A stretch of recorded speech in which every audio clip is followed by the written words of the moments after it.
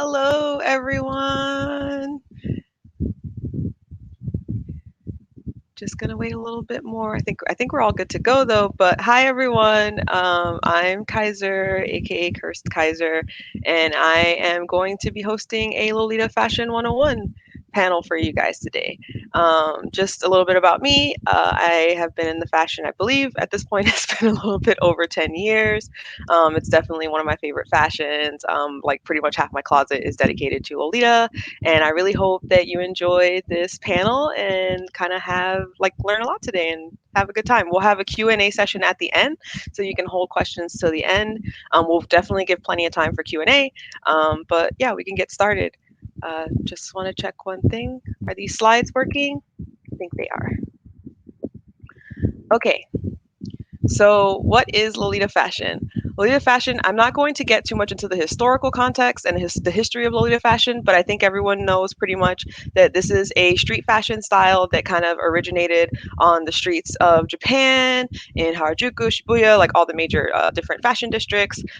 It started kind of probably in the late 70s. It really evolved, like, throughout the 80s, and then really found like kind of its look in the 90s, and then now into, I think it's been around at this point for probably 30 plus years. So it's a really great fashion. It has tons of different styles. Here you can see in the middle these really cute like street snaps. These I pulled from GLB.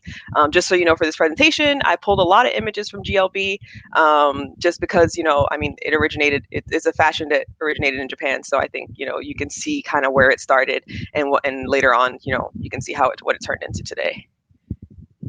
Okay, so we're going to talk about first what is not Lolita fashion. And this is not to like, but we just really have to kind of understand what it's not. I understand that it's named Lolita, but it actually has no relation to the book. That's always a really big controversy or thing that we always have to like kind of tackle and talk about. But it is not based on the book.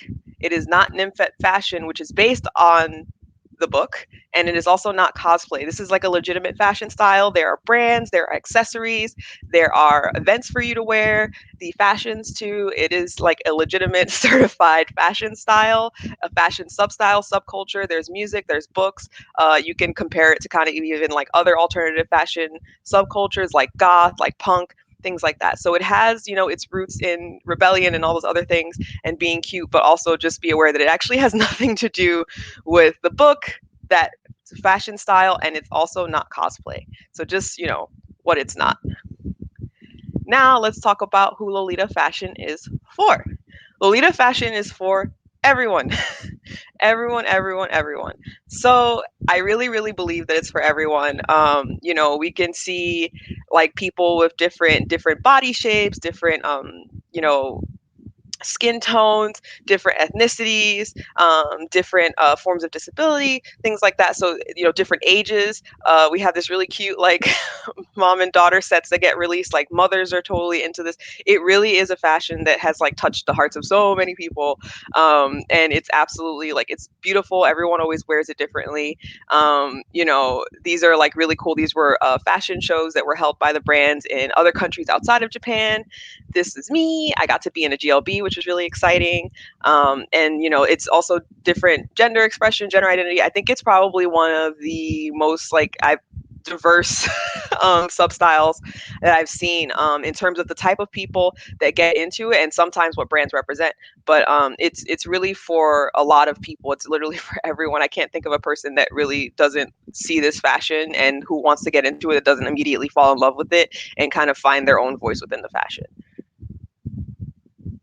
Okay, so Lolita styles. This is like really important. We have like sweet Lolita, so there's lots of different sub styles that go into Lolita. Sometimes they crossbreed, sometimes they mix up with each other. But these were the kind of major sub styles that you can see today. That when I talk about, Lolita really became a defined style. They have a lot of sub styles as well. So sweet is one of them. It's usually a lot of pinks, pastels, candy theme, bear theme, holiday theme. There's so many. It's just like this really cute overload of like colors, that are just it. I mean, you look at it and you feel like you're looking at candy almost, but that's one aspect of it. Some people like to tone down their sweet, kind of like when you see Midori wearing this baby outfit. It's a little bit toned down than maybe something like this, which is kind of like the height of like sweet Lolita fashion was kind of this whole look, the pastel wig, the pastel everything matching colors. That's just one aspect of sweet Lolita. There's definitely a lot of like nuance within that style too, in terms of sometimes you have black colorways with pastel, so you'll have this kind of black pastel thing going on. Some people will use like red with pastel, so it's just a really cute, like literally like give you cavities kind of feeling when you look at sweet Lolita. The next is classic Lolita. So classic Lolita is more like kind of toned down, really nice jewel tone colors. Uh, Lots of like regal type of iconography behind it. It's really like it's a really beautiful, but it's very like subdued compared to sweet. But it's very like classy. Like sometimes people, they'll pair it with heels versus maybe wearing like cute, Mary Janes. It's just, I know a lot of people really love this style too. So yeah, the most important part of it is like the jewel tones. So like the dark reds, the dark blues, navies, dark greens, things like that. That's kind of like the biggest point of classic Lolita fashion. And then also the iconography tends to be not so much like candy and sweets like sweet is, but more like crowns and like rosettes and like sometimes they use flags like Union Jacks, but Innocent World would be like one of the bigger fashions that, or one of the bigger brands that tends to carry a lot of classic style things. But sometimes you can find things in Baby, Angelic Pretty, and other brands that may match with classic. Then we have Gothic. Gothic, everyone knows that one of the foundational um, people who created like that aesthetic, that peak aesthetic of Gothic is Mana.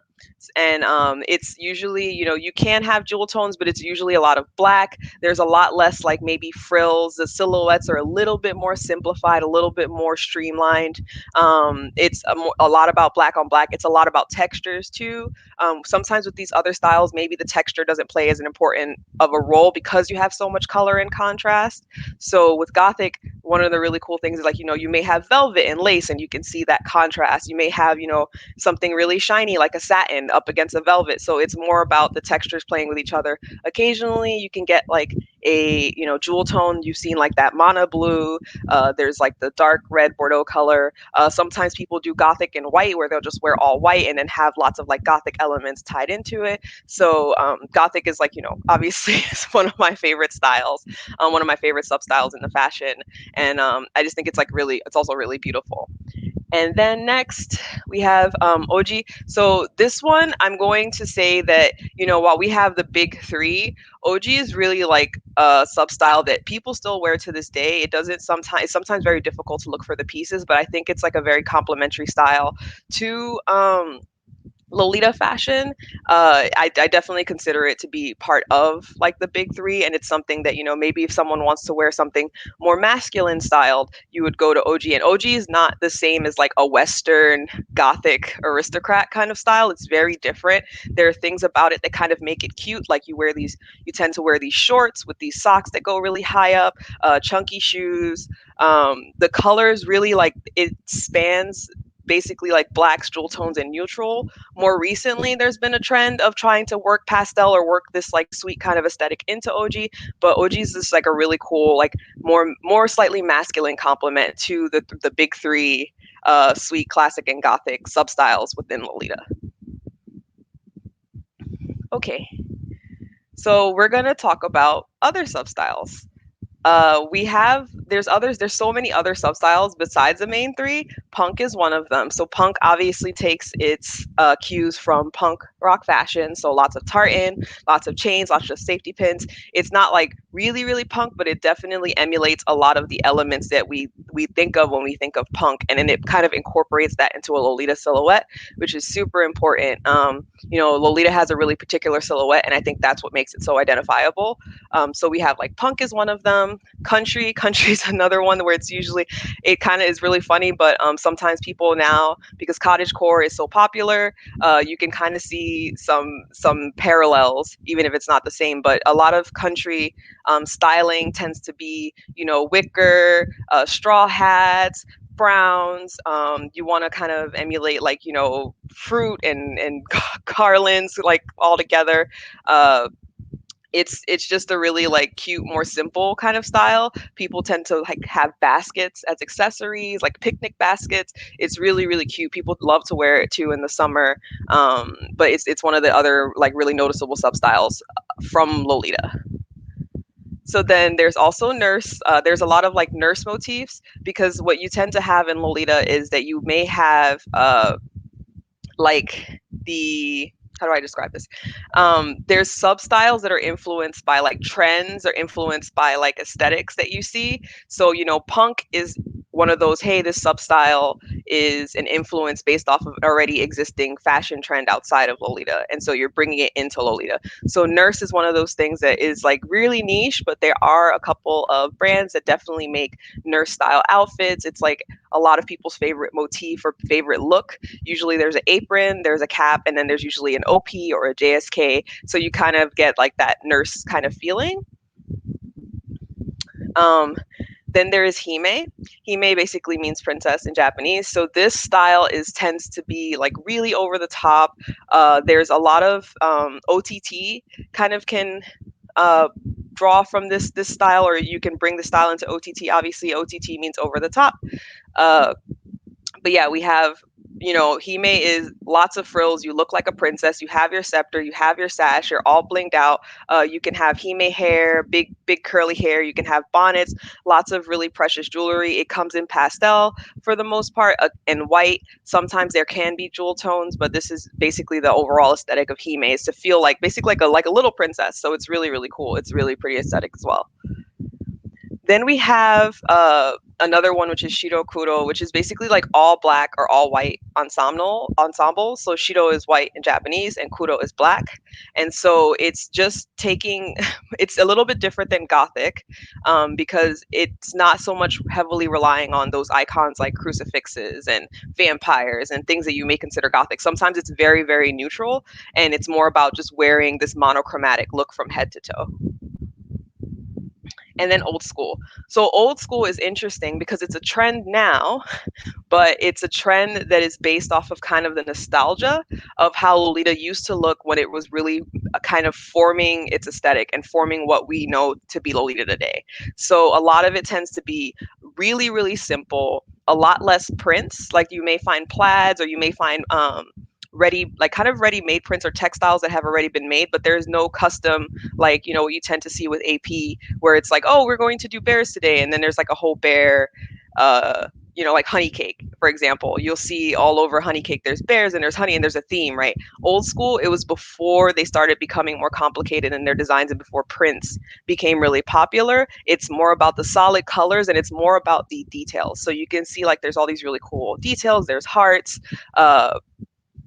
there's like the cotton, kind of clunny, I believe it's called lace, that you see contrasting against the black. It's more simple, and it's a trend that kind of came back. We call it old school now, but at the time when it was first appearing, it was just Lolita. So this is like, I know, becoming really popular again, because we have a lot of that nostalgia from like, you know, the 90s and the early 2000s coming back. So I feel like those two things are kind of coinciding with each other, and it's also really easy to kind of style these. Sometimes when you're wearing, you know, something sweet and there's a lot of prints, and then you have to get all the matching accessories and things like that, it can be a little bit overwhelming as like your first kind of step into Lolita. So I know some people are turning to old school because it's just a little bit simpler. It's also more comfortable, a little bit more low key, but still really cute and amazing. So yeah. Okay. So we are going to discuss commonly used acronyms and shorthand for Lolita. So this is going to be really important for when you're talking about identifying pieces, identifying, you know, what you're looking for, what the different items are, and I will show images in a second of like what some of these things are as well. But you'll see these acronyms, and I feel like they'll be really helpful to you when you're searching for Lolita, or you're looking to research more into the subculture. So JSK is jumper skirt. So jumper skirt tends to be the very common uh, it's basically a dress with straps, and it's one of the most common Lolita pieces that you can get. There is a one piece, it's an OP. The OP basically usually is, something that may have sleeves attached, may have short sleeves, long sleeves, but it is all a dress that is just one piece instead of a dress that is just a jumper. OTK, which is over the knee socks. Those are the socks that you tend to see people wear uh, when they're dressed in Lolita. There's AATP. AATP is shorthand for Alice and the Pirates, which is one of the famous Lolita brands. BTSSB is Baby the Stars Shine Bright, which is also one of like the first Lolita, not the only first, but it's one of the first Lolita brands. Uh, AP is Angelic Pretty. So Angelic Pretty is also uh, another one of like the big first Lolita brands that has come out of the fashion. At Pierre is Atelier Piero, because sometimes you can't write AP, people can get confused and think, are you talking about Angelic Pretty? So people write at Pierre or at Pi, which however you choose to pronounce, but it stands for Atelier Piero. GLB is the Gothic Lolita Bible. So the Gothic Lolita Bible actually went out of print some time ago, but people still trade and sell a lot of the books from that time, because it's just really nice to have like that kind of printed media in your hand, so you could really see what it was like there during that time. It's kind of like really, it's a little bit historical now, because you get to see what was going on in Japan, what was going on in that scene, what people were into, what they were dressing, what the trends were, and you can kind of see how they relate to today. They also used to have like makeup tips and tricks for Lolita in the GLB. They also used to have patterns. So like the brands would actually put out patterns saying, hey, there's this really cool apron that we made, you can make a replica of it, here's the pattern for it. It's out of print, but you can usually find it secondhand in lots of places because people are still selling and trading them. So EGL is Elegant Gothic Lolita. This was, I believe, one of the terms was coined almost by like Mana. It was kind of like how he described the Gothic Lolita aesthetic. EGA is Elegant Gothic Aristocrat, which is like it's similar to OG. It's a masculine kind of counterpart to that EGL aesthetic. Uh, OTT is over the top. So over the top refers to coordinates that are usually worn for events that are really just over the top. There's usually props, there's usually lots of accessories, lots of details. It's usually a very like detail oriented coordinate that you have to put together. And people tend to wear these for like if they're going to go to a fashion show or they're going to go to an event and they just really want to show out and have like the most creative cord ever. Usually say it's over the top, and over the top usually associated with Sweet Lolita, but it can be associated with Gothic and lots of other styles. Meta is short for Metamorphose Temps de Fil, which is another Lolita brand. Cord is what we commonly call Lolita outfits. So any outfit that is, you put together, instead of calling it an outfit or calling it, my OOTD, my outfit of the day, it's commonly referred to as a cord, which stands for coordinate, which is what comes again from a lot of the it's Japanese terminology that we use. Com just stands for the community, so there's tons of online communities dedicated to Lolita. You can find them on Facebook, you can find them on Instagram, you can find them on TikTok. There's tons of places where you can find these communities where you can kind of basically share your coordinates, share your styling, share what things you're excited about coming out. SS basically stands for shopping service. So shopping service, because a lot of the clothing is typically from Japan, that's really changed over time, but it's typically from Japan. You have to contact a shopping service who will help you kind of buy what you need to buy. Some of the Lolita brands are getting really good about selling to overseas customers, so you don't really have as much of an issue acquiring those pieces of clothing anymore. You can now just, buy directly from some of the brands. Some of the brands, however, will have exclusive releases where you may need a shopping service person to come help you. They may go to Japan, they may go to Nagoya. There's different shopping services you can use, but to get some of those special releases, you may actually need a shopping service because some of the releases may be in store and you have to physically be there to get it.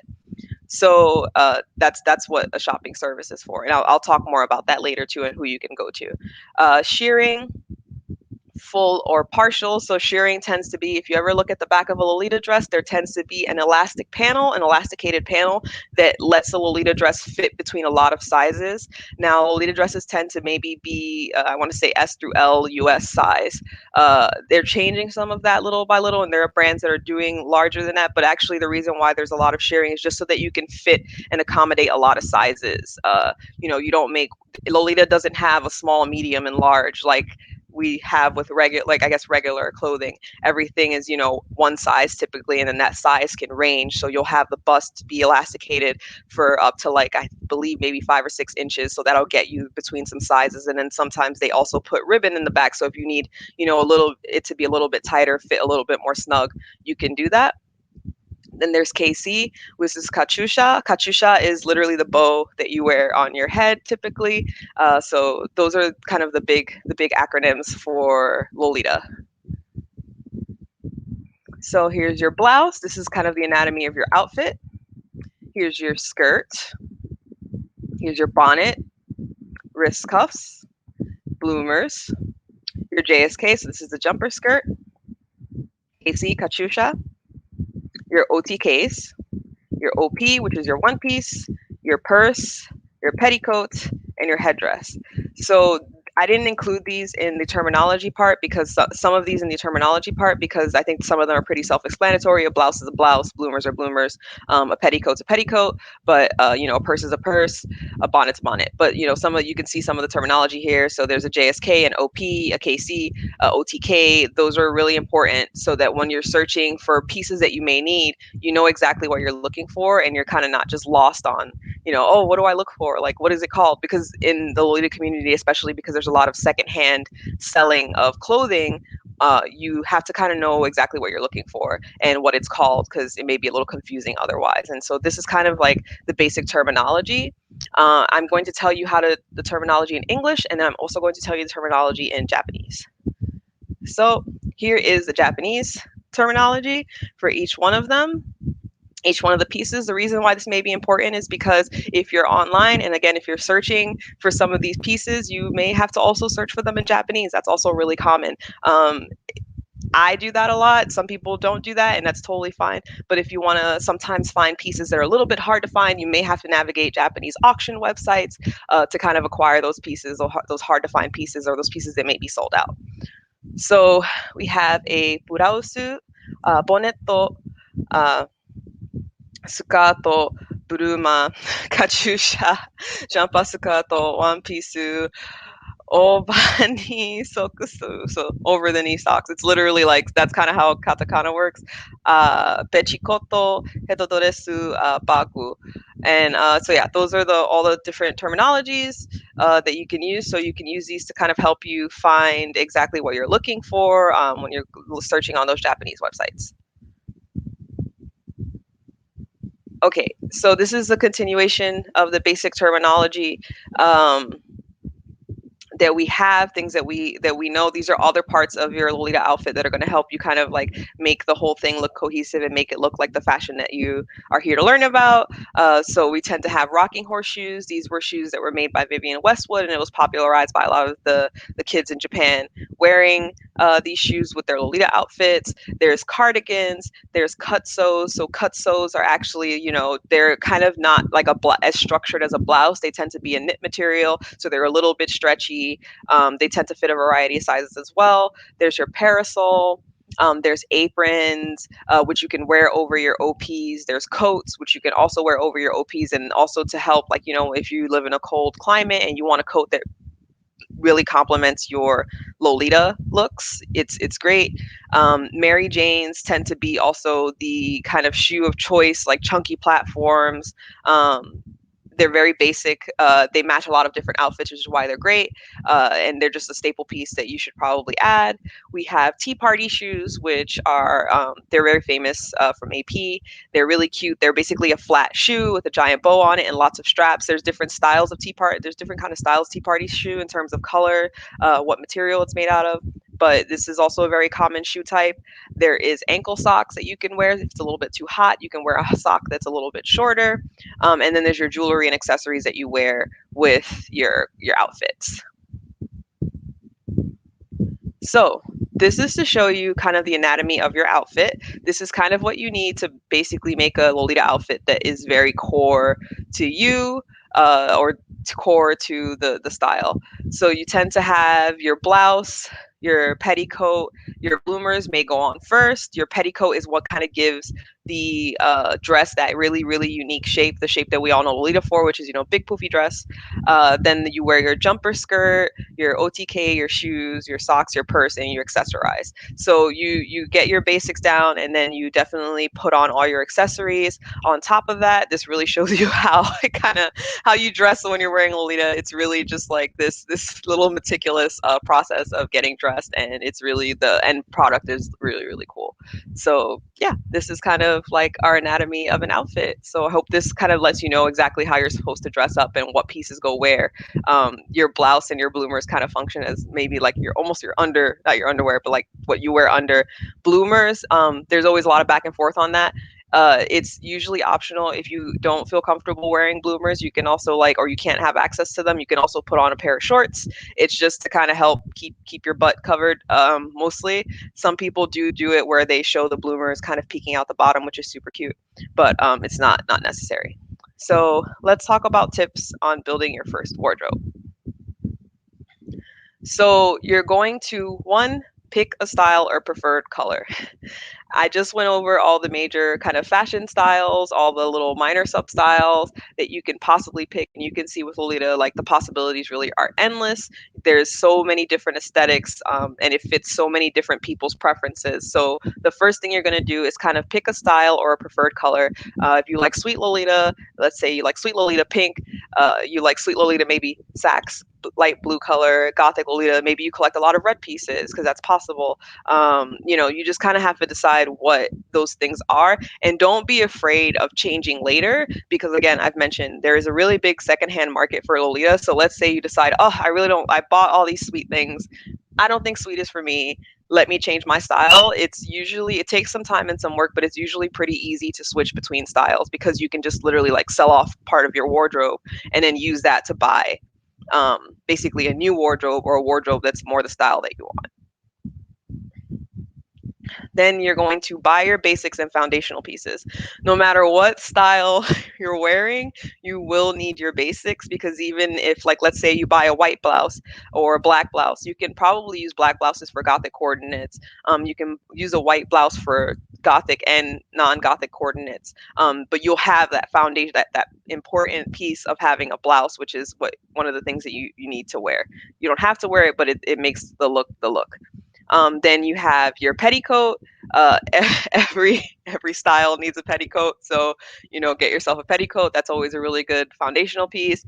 Bloomers are really great because you can do this whole having your bloomers peek under your dress. That's like super cute, really recognizable. If you don't feel comfortable with bloomers, maybe just get some shorts or anything like that. You don't always have to show your bloomers. That's not necessary. It's just a stylistic choice. And then your OTKs, your socks, your stockings, basically your leg wear. So any kind of leg wear that you would need for your style, definitely invest in it. You don't always have to wear leg wear. It's not a requirement. These are rules. Rules can be broken because at the end of the day, it's a street fashion. It's a fashion that you have to wear to places. You have to be out in. If it's hot, if it's humid, you have to take those things into consideration when you're dressing themselves. These rules are really important, but at the same time, your comfort and how great you feel in the fashion is also just as important. So if you feel like maybe I don't want to wear a blouse today, or maybe I don't want to wear socks today, that is totally fine because again, it's a street fashion. It's evolved and it definitely has some luxury aspects to it, but at the end of the day, your comfort and how good you feel in the fashion is really important. Okay, then you're going to pick a main piece or main pieces. Usually people start off with a jumper skirt. It's really easy to style. You can wear tons of different blouses under it. You can not wear a blouse if you choose to because of the weather. There's tons of things that you can do with that particular main piece. Then when you go to one piece, which is this item right here, this item also is fully sheared. So I was talking about the shearing that you tend to have in the back of the jumper skirts. A small panel of that may be in the back of this jumper skirt. This item right here is fully sheared, which you will have occasionally. There are pieces that are basically fully sheared. Those also fit a variety of sizes. But this is basically kind of like a one piece. The one piece has the sleeves usually. One pieces can be long sleeve or short sleeve. They're a little bit difficult to style just if you want to have more versatility in your wardrobe or in your closet, but they're great also if you don't feel like styling too many things and you just want to wear one piece. Ways that you can like style one pieces is by wearing things like I showed earlier. You can wear an apron over it, you can wear a jacket over it, you can wear you can wear an overdress over the OP. So there's a lot of different ways you can style this item, even though it might be a little bit more difficulty than like just a regular jumper skirt. Then lastly, you have your skirt. This can count as a main piece. The only difficulty about it is that you definitely need a blouse, which is why it's so important to have your foundational pieces, because if you have your foundational pieces, you may have a lot less issue trying to coordinate a skirt. Lots of brands sell skirts. They're really easy to get. They're really comfortable, and they come in lots of different styles and color. Usually you get a skirt version, like if they release a particular set, like a new, if they have a new release, which is basically what we call the Lolita brands releasing like a new colorway, new silhouette, new outfit, new dress, they tend to have skirts as part of those releases as well. Not always, but they tend to. And then the last thing you're going to do is get your accessories. So you're going to get your head bow, you're going to get your necklaces, you're going to get your purse. You're going to try to match that color, that preferred color or style that you've kind of already picked out for yourself. And then that's kind of what's going to complete your outfit ultimately. And there's lots of places to get accessories. There's things that we call Loliable accessories, which is like, can this accessory fit into Lolita or not? Or does it complement the aesthetic or not? So that's kind of, it's a little bit subjective, but you can definitely, if you're into sweet and you want to buy, strawberry necklaces, that, and you have a strawberry dress, you can't find a brand that makes strawberry necklaces that's Lolita, you can buy outside of Lolita brands to kind of accessorize what you're currently wearing. Okay. So this is just going to be where to shop, how to shop, and just the entire process of shopping for this style. I'm not going to go too much into it because there's actually going to be another really awesome panel that goes way, way, way into depth of really where to shop and what to do. This is just going to be a really, really brief overview of what your options are when it comes to acquiring this fashion. Okay, so here are all the brands, and this is like a very small number of brands compared. I think there's even more than this because this doesn't even really tap into a lot of the Chinese brands and brands that you may find on Taobao. This is mostly a lot of Western brands and a lot of Japanese brands. So we have Metamorphose Temps to Fill. This is their logo. We have Angelic Pretty, Physical Drop, Moemi Motier, which is Mana's brand, Atelier Piero, which is a Gothic brand. I guess I should probably I'm going to go into just a little bit into like what each brand kind of sells or tends to sell. So Meta tends to sell a lot of classic Lolita, sweet Lolita. Sometimes they have Lolita that you can use for Gothic because they sell basic black pieces. This is a really great place actually if you want to get a lot of your basics. Meta is really great to get a lot of your basics. You want to get your headdresses, you want to get your bloomers, you should definitely check out Meta's website. They also sell to customers abroad, so you can actually buy things, I believe, directly off the website and have it shipped to you. They usually use DHL or EMS to ship things to you, so it maybe takes about a week or two to get to you once you order it. Then we have Angelic Pretty. Angelic Pretty is like one of the, it's one, I want to say it's, there's like, I don't know, the big three or four brands right now. It's definitely Meta, Angelic Pretty, Baby the Star Shine Bright, of the brands that are based in Japan specifically. So Angelic Pretty, they tend to sell a lot of sweet Lolita. Actually, I feel like that's mostly what they're known for. They do sell a lot of not sweet styles, but I feel like if you really, I feel like most Sweet Lolita's wardrobe is probably exclusively made of a lot of Angelic Pretty pieces. They have really great collections that they always release. The only issue with them is sometimes the sizing is a little bit limited, so that's going to be an issue. Meta actually just did or started releasing some plus size items, which is really great. Then we have Physical Drop. Physical Drop is actually a brand that was founded by a designer that used to work for Meta. So she's on Twitter. She's on lots of different places. Lots of people sell physical drops items. Their stuff tends to be very plain, very solid, but there's a lot of details in terms of the tailoring, in terms of like the frills that they add, in terms of the silhouette. So she doesn't tend to do a lot of exclusive prints or printed stuff, but she does a lot of solid, which and comfortable as well, which is really important. Then there's Hey Newly, which I think they don't do as much Lolita fashion anymore, but you can find a lot of their stuff secondhand. They used to do a lot of plus size, a lot of really custom prints. I mean they were one of my favorite brands. Now I think you can mostly find their stuff secondhand. I believe they did do a release recently with Moss Badger and Hey Newly. They did like a tarot card kind of dress recently, which was one of her more recent releases, but she's pretty much not doing releases on a regular basis like how she used to, the designer of Hey Newly. Then there's Kaneko. Kaneko is another brand. They tend to do a lot of basics. Some of the stuff that they do can cross over into other fashion styles, like I want to say cottagecore again, but yeah, like some of their stuff can follow into cottagecore, and they have a variety of sizes as well. Then there is Juliet et Justine. Juliet et Justine, they tend to do a lot of dresses that are classic. So more if you're looking for a classic brand, that's one of them. Moi Mimi Motier is Mana's brand. So this is a very gothic core, gothic heavy brand. They're starting to do some things in the plus size category, but just so you know, this brand tends to be extremely size limited.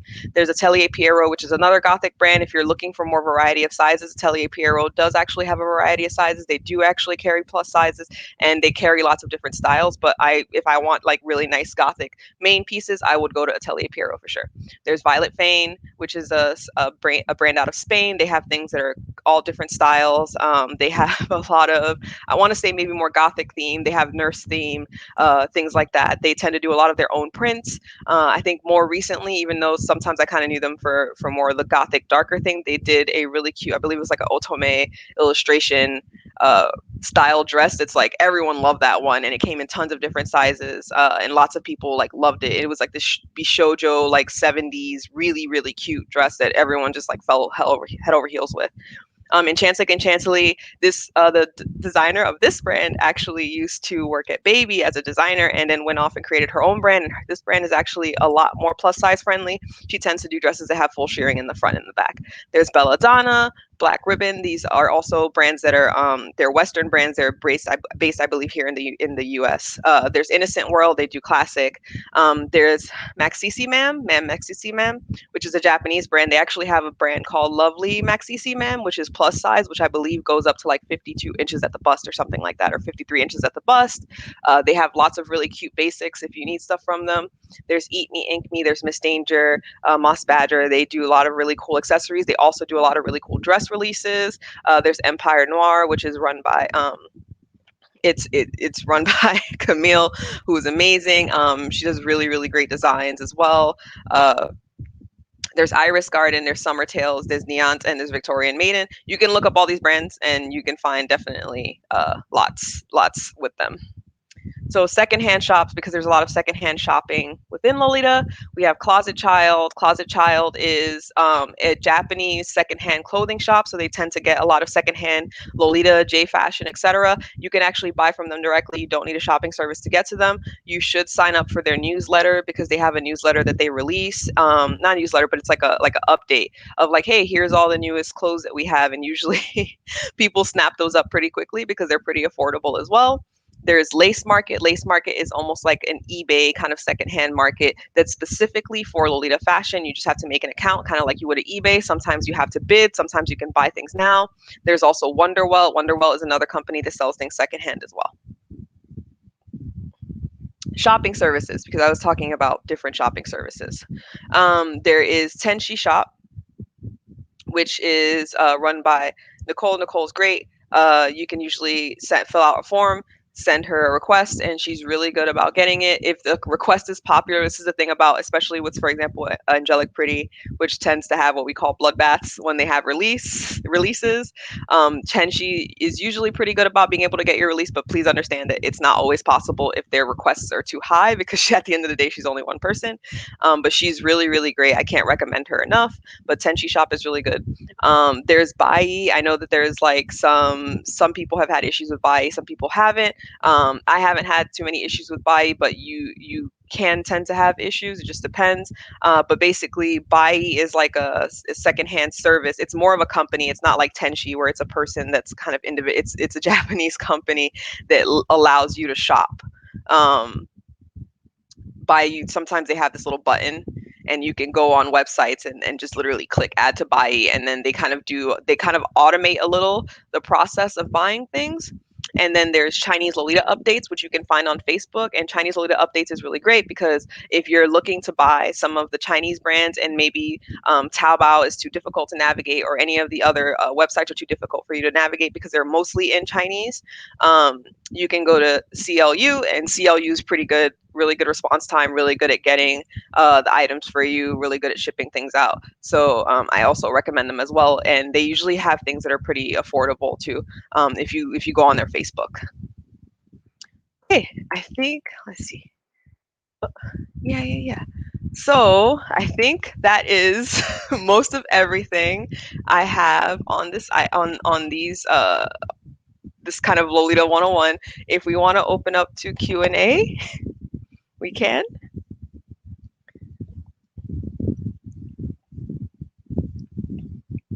Oh, hello.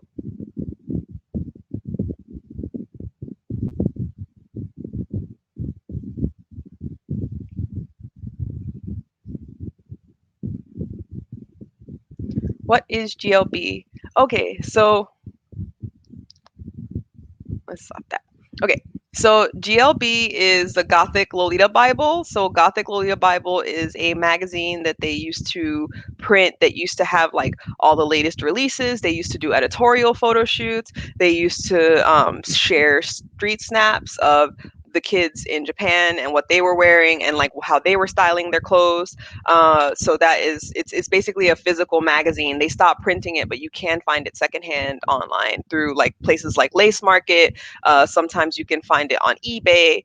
It's just a really nice hard copy of something that you can own, that helps you kind of really understand what the aesthetic of like a lot of J fashion is, but then also specifically the aesthetics of, what we have in, I don't know, just Lolita. So yeah.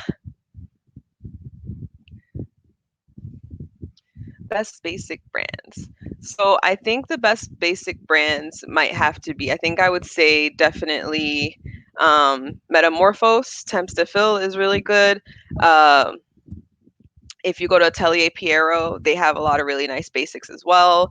I think Black Ribbon and Belladonna might be some good places that you can go to check out for basics.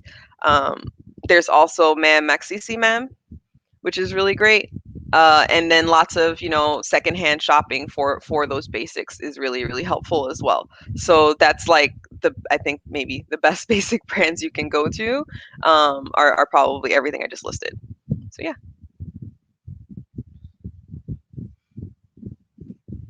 Most unexpected brand store that you found items for that work for Lolita. So I think there it, it's not around anymore, but there used to be a place called Dangerous Nude that was really cool. They had like really, really unique accessories, especially for Gothic. If you wanted to do something really, really extra, really, really different, Dangerous Nude was really good. If I had to say brands that you could like maybe go buy just like tomorrow from, let's say for accessories, I think you could find a fair amount of really cool, cute, unique accessories, specifically jewelry from like a Betsy Johnson. Um, that might be one place that you can go to. You can also get their purses. They have these really cute telephone pastel purses that would be really amazing for I think like Sweet Lolita. Some people do buy things from Killstar, like a lot of accessories from Killstar. You might buy some belts from Killstar, some socks, some purses.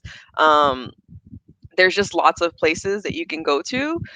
There's a place, I think there's a brand called Sugar Thrills. Sugar Thrills makes really cute, like shoes you could possibly wear in Lolita. They do a lot of pastel shoes. I think they did like a cake style shoe that was like pink and it looked like a cake, and I thought that would be perfect to wear for like a sweet Lolita look. They also do some Gothic things as well. So yeah, there's lots of places like you kind of just because even Lolitas back in the day, they used to have to go to Demonia. Demonia is another really great place, but they used to have to go to Demonia and buy shoes from Demonia. They used to buy shoes from Vivienne Westwood. So there is a history in Lolita of taking things that are not necessarily within the Lolita brands themselves, but incorporating it into Lolita outfits. So yeah, wig use. Is it primarily for the styles like sweet OTT and Gothic? Is there a preferred way to style hair? There is not a preferred way to style hair. I have literally seen all kinds of hair with Lolita. You do not need a wig. It is because, for example, if it's too hot for you to wear a wig is just not practical. You have to also understand that sometimes when you see stuff that is in a GLB, which is like the Gothic Lolita Bible, it's a magazine, things are editorial. So that means that, like, it might not be close to reality. It might not be what you are comfortable with wearing. You might see a girl with, like, a big, big pastel color wig, and that might be appropriate for an OTT event you know but let's say you're going shopping or you want to, I mean, it's really a personal choice, but don't feel the pressure to wear a wig if you're not really feeling wearing a wig. It's not necessary for a lot of the aesthetic. And even if you look at old street snaps of the people that were walking around the streets in Japan, sometimes they just style their natural hair. They just, like, as is, they dyed it. They used to do braid, whatever they used to do with their hair. So there's no preferred way really to kind of style your hair. I think it's more important to maybe keep to the core things you may need to make your outfit, which is, like, if you need a headdress, if you need the JSK, if you need a blouse, don't need a blouse, whatever the case. I think the silhouette of Lolita in that way is more important than maybe like worrying about you don't always have. It's nice to style your hair if you want to, but it's not a big point when you're it's not necessary to wear a wig. So yeah. What are all the best places for Gothic style shoes? Are sneakers workable? Yes. So Gothic style shoes, I would definitely recommend Demonia. Demonia has been around forever. I think they've been around since like the 90s. They sell basically a lot of different style platform shoes. They've even gone as far as modifying or creating new designs that are more workable within Lolita. And when you go on their website, you'll be able to see that. Sneakers are totally workable. You have to realize that if you live in Japan, there is a massive transit system, and you have to actually spend a lot of time walking and transferring between trains and things like that. So there is precedence for even in Japan, people wearing sneakers with their Lolita outfits. There was like a really famous street snap of a Lolita decked out in all baby, like super frilly, big bonnet, like pearls and everything everywhere. And then she was wearing cream colored, I think they were like Air Maxes, and they were cream colored, but they had the red like air on them or something. And everyone like lost their mind, like, oh my God, can you believe this? And it's like, yeah, well, if you go there, there's tons of people walking around in sneakers and Lolita all the time because it's a city. You have to walk everywhere. You have to go up and down flights of steps. You have to run around. So sneakers are totally fine. People get pastel sneakers that match their wardrobe. You can wear like whatever you need to wear to be comfortable is totally acceptable. Because you have to realize, like, not everything is like, oh, I'm gonna post it on the internet and make an Instagram moment. Like sometimes you just want to be comfortable and you just want to be cute while you're running errands and you're wearing Lolita. So yeah, that's kind of my 2 cents on that. Who are some of your favorite Lolita icons? EX Mana. If I talk about from Lolita, I really like Mana. I really like Midori. Minori's not, so Minori are different, but Minori's not quite a Lolita, but I respect her whole aesthetic. If I'm talking about people who aren't in the Japanese scene, there's Bunny Bee, who's really cute. If you follow her on Instagram, I'm trying to think of all the people. There's a whole list. There's so many people. If you follow my Instagram, I will post all the people that I believe are like Lolita icons that are not just from the Japanese community, because there's a really big international community, and I definitely get inspired by everyone, whether they're Japanese or whether they're from outside of Japan, in terms of how they interpret Lolita. So yeah, that's it. Plus size friendly corsets for Lolita. If you want to find plus size friendly corsets for Lolita, it just depends what you're looking for. But I can recommend Enchantly. She does these like cute corset Lolita belts. If you're looking for like shaping, there's not a lot of brands that do that. I feel like you have to just go to a brand that makes corsets to get anything for shaping. But if you're just talking about to wear over your clothing or for aesthetic purposes, Enchantly is really great. They have lots of different corset belts that are really cute. You can also go to Atelier Piero's website, and Atelier Piero has like a lot of different corsets. Usually the reason why I recommend the Enchantly ones is because it's actually, you just tie it in the back. It's not a traditional corset where you would, have all the different grommets and pull the ribbon and tighten it and tight lacing. Like that's not, you can't find too many places that do that for Lolita, because while it is a common way to wear the accessory, or people have worn the accessory that way, it's just kind of hard to find places. But yeah, I know people who also use non-Lolita brands to buy corsets that fit them if they're going to wear corsets on the outside of their Lolita, which is common.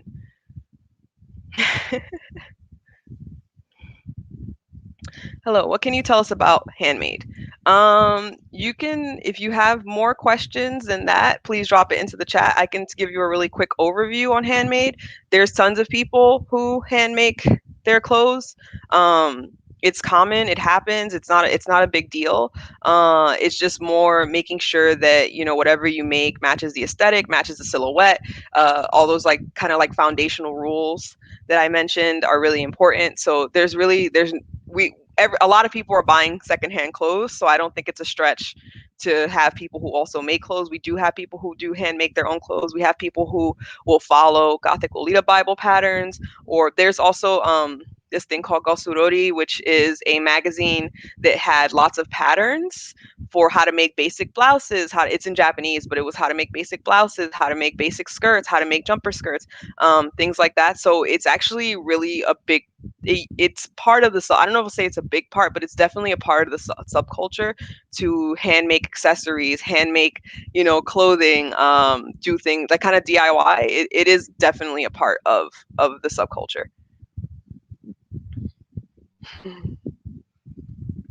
Oh, anyone else? Yeah, Otome no Sewing is still published, and that's a really, really good one. To kind of get pattern pieces from. The only thing is that on Otome no Sewing, the sizing is kind of a little bit restrictive, so you may have to modify the patterns so that they actually fit you if you are outside of the sizing that they have dictated for those patterns. And there's tons of tutorials online on how to actually modify patterns that you cut and you make for clothing to be larger to fit you. So yeah. Uh, what else? Oh, how do I know spot replicas? Oh, so that's a good one. How do I know slash spot replicas? I really want to stay away from that, even if I'm just starting.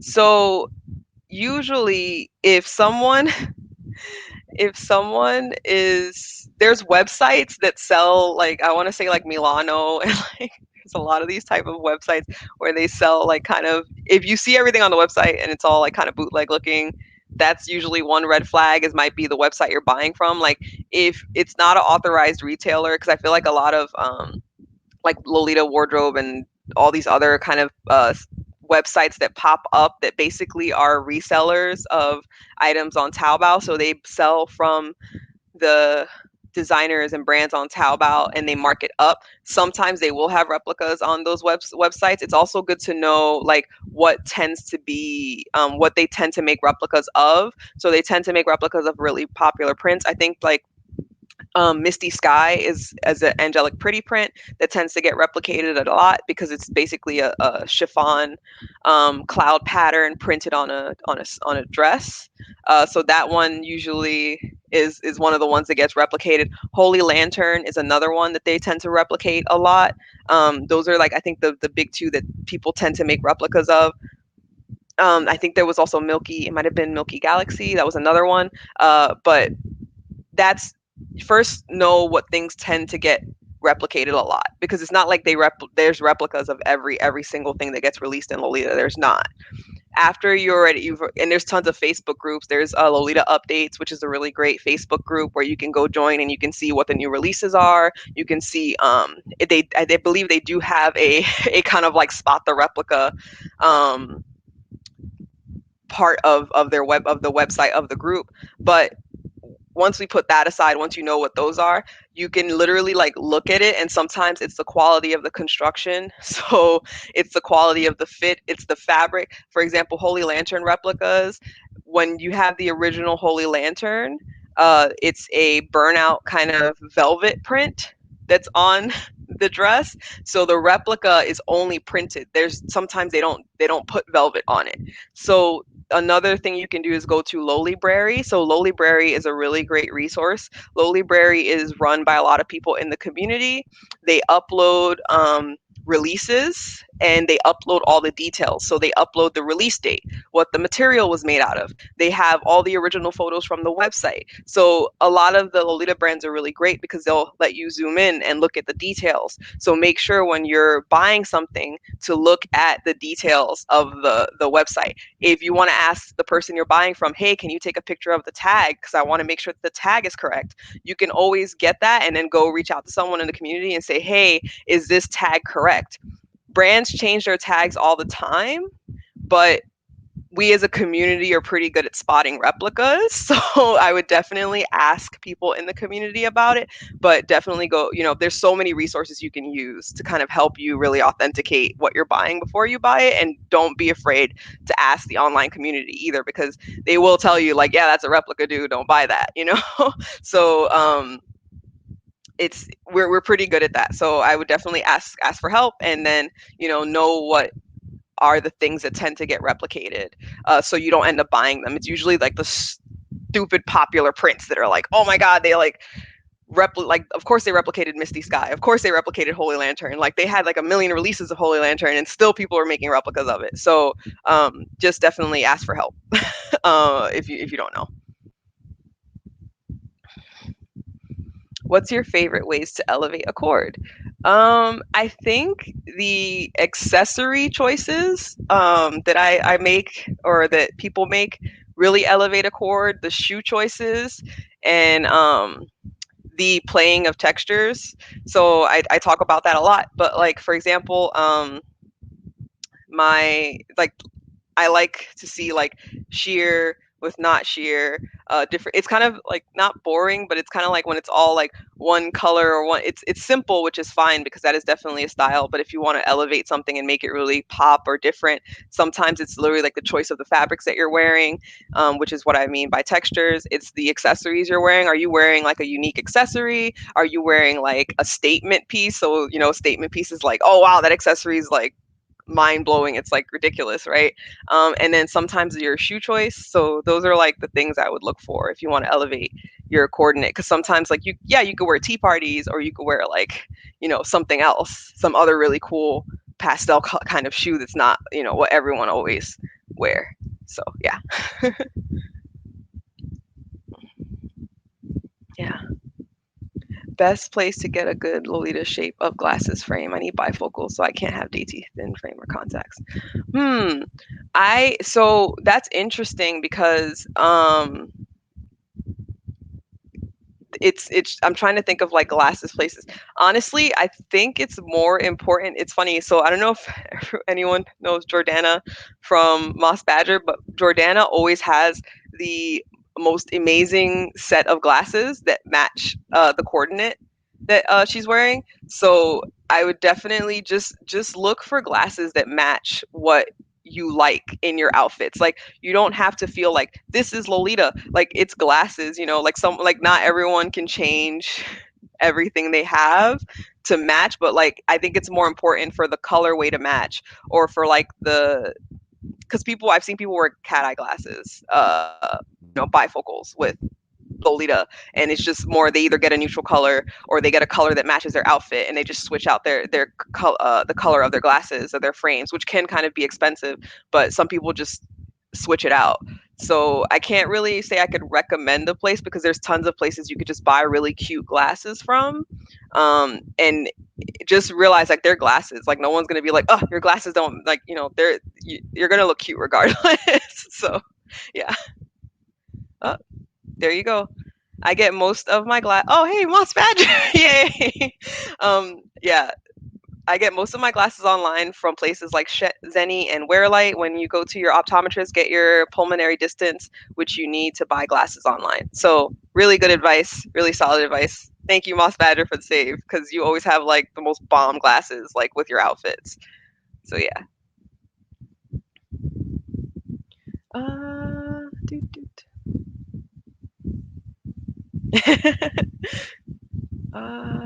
What else? Oh,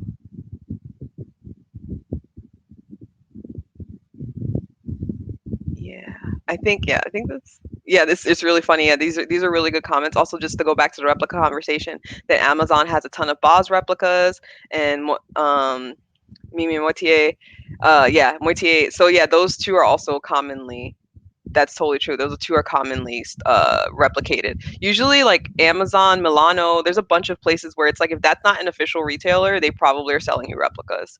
Um, and replicas, I believe you cannot sell them on Lace Market. I believe it's banned on Lace Market. So no one should be selling you replicas in the secondhand market on Lace Market. Just FYI.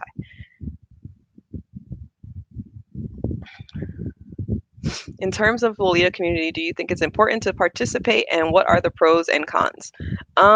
So I think it's up to the individual if they like to participate in community.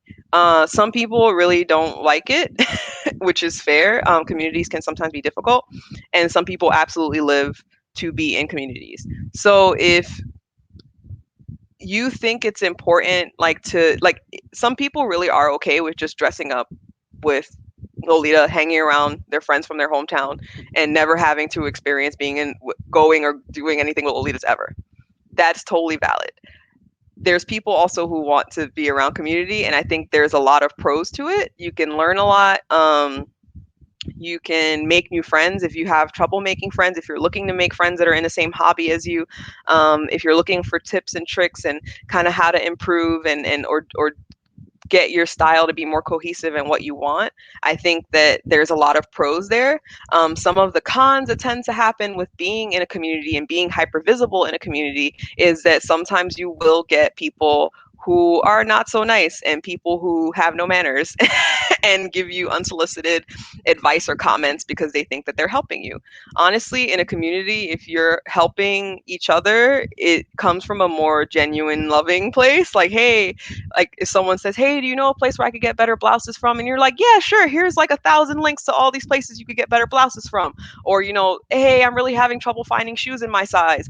Then you just now, like looking at our chat box, you can see people saying like, hey, you can buy your glasses from here. Hey, this place tends to sell replicas. Hey, this, you know, that's kind of the best part of the community when that happens. It's just that sometimes you have people who think that community is basically like online talking nonsense about other people, or attacking other people online. That's the part I don't like, and I think that has a lot to do with the online community and not so much the in-person community, because in person everyone tends to be super nice, super chill, really awesome to hang out with, and it's more just about us getting together, going to places together. It's also nice if you maybe feel self-conscious dressing in such a bold fashion to have, you know, there's 10 of you walking down the street. No one's going to say anything to you if there's 10 of you walking down the street, you know?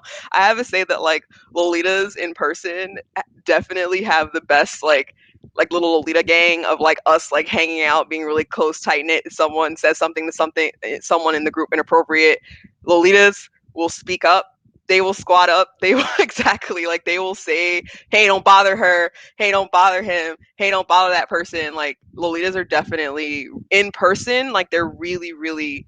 It's a great community to be around because I've never been around a group of people where like if someone says something to you crazy on the street, like you will have like 10 people in frilly dresses screaming at you and yeah, like exactly, like people will be ready to fight. So I have to say like that's the really great part. Some of the bad parts are just like people being weird online, but aside from that, I don't think we should judge the whole community because there's a couple bad apples, because for the most part overall I feel like a lot of people in the community are super like amazing, loving, awesome human beings. So yeah, I can't say enough good things. Yeah. Oh, yeah. I'm glad you made friends in Lolita Lyrica Nari. Yeah, all my friends I met in Lolita, I joined this community very young, so I'm thankful I was able to meet great people. Yeah, that tends to be like I know that there's some people have had a hard time, some people haven't, but a lot of us really do like defend each other. We really do take care of each other. We really are a tight knit community. We hold, community events together. Like it's really amazing because me personally, I've been able to make friends in different countries. Like I have friends who are Lolitas in Japan. I have friends who are Lolitas in Germany. I have friends who are Lolitas in the UK, in South America, in Latin America. Like just it's amazing kind of because you get connected to this global community of people who literally just love the same thing that you love. So it's kind of amazing. Okay. Yeah.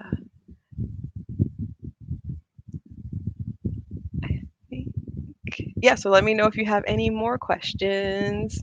I hope this was informative for y'all.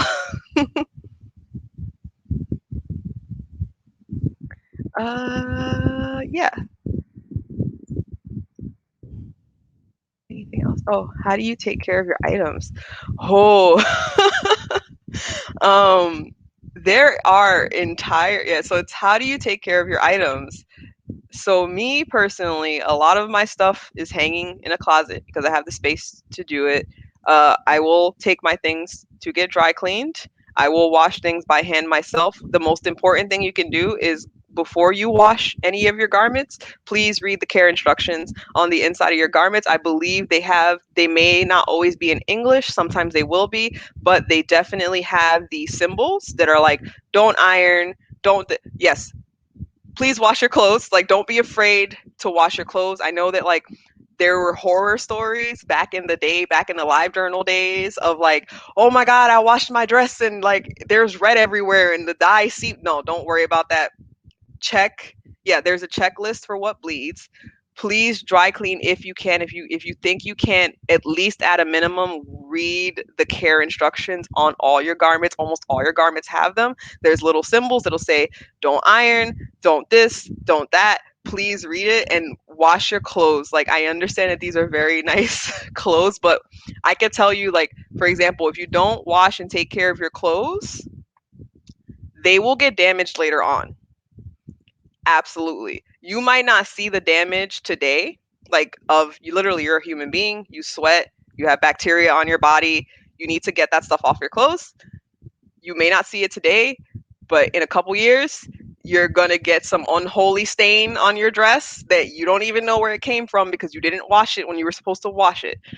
Take care of your clothes. They can be taken care of. Yes, they're expensive, but they can be delicate, but you can take care of them, you can wash them. Like, yeah, exactly. Like there's tons of really great yeah, it says, oh no, someone said stuff on Lace Market that arrived smelling unwashed. I am so sorry. Please wash y'all clothes before you send it to someone. Like, don't do that to people.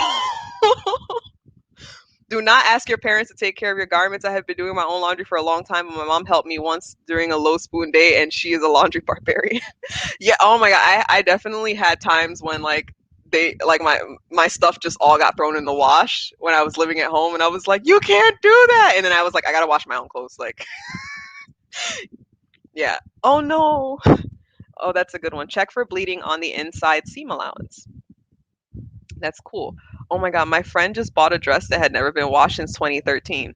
No, don't do that. You can wash these. They're clothes. Like I love y'all, but please wash your clothes. Like, it's fine. I promise you they won't explode. Like, it's okay. And I get it because I know there's secondhand, and the secondhand value can go up or down depending on how well cared for the clothing is. But seriously, like, take care and wash your clothes. Like, yeah. I've hung it out in the sun. No, I've hung it out in the sun. Don't hang out your stuff in the sun. The sun is gonna like yellow your clothes. That's another thing. Try to keep is it cool? A cool, I don't want to say dark because have some lights, but a cool place. If you have issues with humidity, there are tons of like dehumidifying hanging um items that you can buy. There's like moth anything to repel moths, because also a lot of Lolita clothes tends, like, it tends, not all of it, but if it's cotton and velvet, and you don't own a lot of, like, if you own a lot of old school pieces, it's super important to like keep moths away from your clothing, keep mold and mildew away from your clothing. And there's tons of things that you can put into your closet that can help protect your clothing in the long run. So make sure you wash, make sure whatever your environmental situation is, that you're buying the appropriate things to keep your clothes, like, mold and mildew free. And yeah, that's like, yep, get a dehumidifier. There's also this thing called, I think it's damp rid. So you can put damp rid in your closet. So yeah. Ooh, what's that one?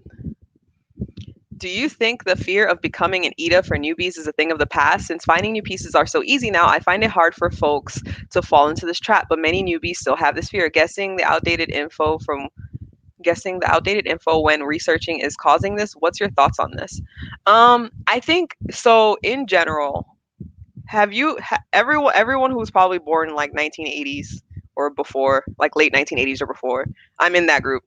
Um, I remember having an ugly phase. Everyone I felt like had a quote unquote, I don't think it was an ugly phase, but it's like they call it an ugly phase or a not stylish phase or whatever the case is. Everyone has that. I feel like that's totally normal. Seeing my sister, who is a Gen Zer, and the Gen Z kind of generation of kids and people, um, they don't have that phase. It doesn't matter just Lolita. Like, it's not just within Lolita. Everything.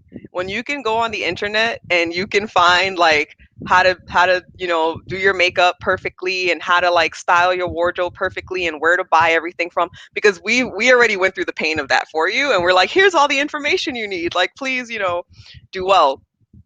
um I think everyone has a I'm learning how to dress phase, and that's really, really normal. And I think we just need to like leave people alone and let people figure it out themselves. If they ask for help, great. If they don't, honestly, how someone dresses does not hurt you, unless you're insecure or something. It's really not your business how someone else is dressing. That being said, I feel like because there's an abundance of resources, because there's an abundance of price points, because there's so many different ways you can buy Lolita, that yeah, I don't think like newbies have to deal with the whole Ida phase, but I think newbies have to deal with another set of issues, which is, how do I look original, or how do I define my style, or what is my style, what do I like, because now you have like a plethora of options at different price points.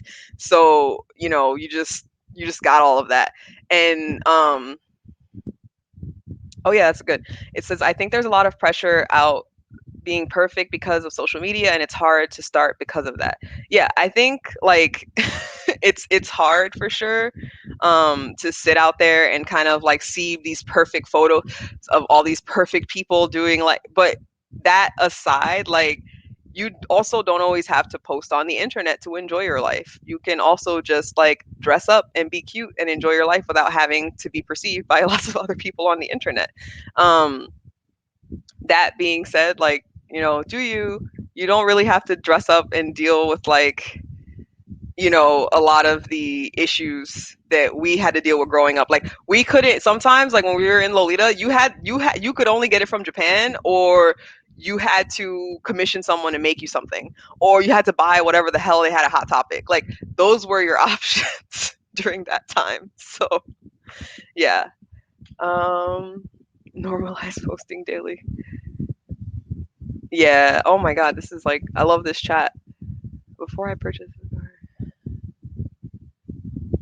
Yeah, that's true too. I think fashion is also, that's a good point that came up in the chat, is that fashion is circular and we just tend to recycle trends. So like when I was saying the old school, we call it old school because, but if you grew up during that era and you were wearing those clothes, that was just Lolita to you. They did not refer to old school Lolita as old school Lolita. They just said it was Lolita, which was, a style that particular version of the style was really popular in the 90s and early aughts 2000s. So everything is a circle, because now, after all that time has passed, now it's popular and we call it old school. We're like, oh, old school fashion, old school fashion. And it's like, yeah, I guess, like, you know like, that's what you want to call it, but it's just literally like the Lolita fashion of the 90s.